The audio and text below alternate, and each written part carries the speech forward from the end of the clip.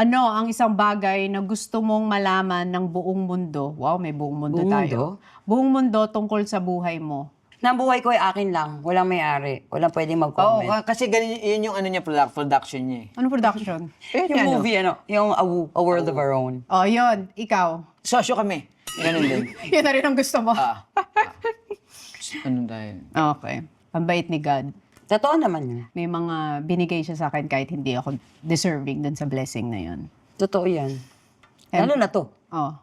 Ano? May mga Hindi talaga instrument- deserving.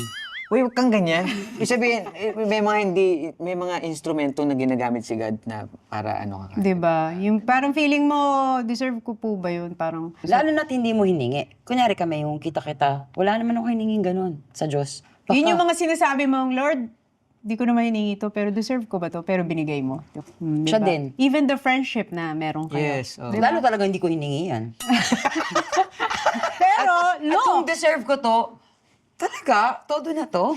Ano ka ba? Wala na bang iba? Binigay ka nga ni God sa akin. Wow! Ilang kaibigan. So ako na naman ang regalo, tapos ako walang natatanggap, ganun. Meron naman. Ano ka ba? the friendship. Okay. Oo. Mm.